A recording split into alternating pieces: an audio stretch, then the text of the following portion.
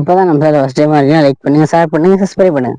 வாங்க வீடியோக்குள்ள போலாம். நம்ம இந்த வீடியோ எதை பத்தி பார்க்கறோம்னா, நம்ம ஏற்கனவே வீடியோ போட்டிருக்கோம். நம்ம வந்து இப்ப மாட்டு சாணம் கரைசல் போட்டிருக்கோம்னு. வாங்க இந்த வயலுக்கு மாட்டு சாணம் கரைசல் விட்டுருக்கோம், எல்லா வயலுக்கும்.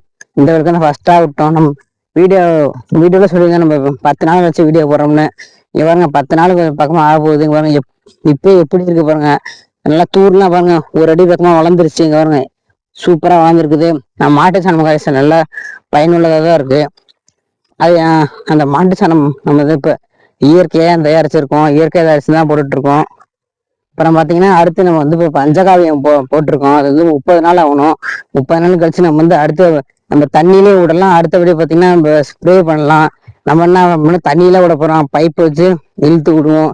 இங்க பாருங்க நம்ம வந்து இந்த கருப்பு கவுனி நெல்ல வந்து இப்ப எத்தனைன்னா ஒரு ஒரு 2 நாத்து ஒரு நாத்தான் நட்டோம். அதாவது 2 நாத்து ஒரு நாத்து இங்க பாருங்க, இந்த இதுதான் ஒரு நாத்து, இது 2 நாத்து, 2 நாத்து நட்டோம். பாருங்க எத்தனை தூர் வந்துருச்சு. ஒரு எல்லாமே ஒரு 10 தூர் பக்கமா வந்திருக்குது. நல்லா கருப்பு கொண்டு நல்லா சைடுகள்லாம் அடிச்சு வந்திருக்குது. அடுத்து நம்ம வந்து பார்த்தீங்கன்னா அதுக்கு களை வந்துருச்சு. களை வந்ததுக்கு பார்த்தீங்கன்னா இப்போ கோனார் வீடு வச்சு உழவு ஓட்டிட்டு இருக்கோம்.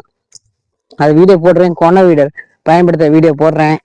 அது எப்படி பயன்படுத்தணும், அது எவ்வளவு செலவு எல்லாமே இப்போ போடுறேன், வீடியோ போடுறேன் பாருங்க. நம்ம சேனல் தொடர்ந்து வீடியோ வந்துட்டே இருக்கும். லைக் பண்ணுங்க, ஷேர் பண்ணுங்க, சப்ஸ்கிரைப் பண்ணுங்க, உங்க நண்பர்களுக்கு ஷேர் பண்ணுங்க. விவசாயிகளுக்கு இந்த வீடியோ இருந்தால் கருப்பு கொண்டு கமெண்ட் பண்ணிட்டு போங்க.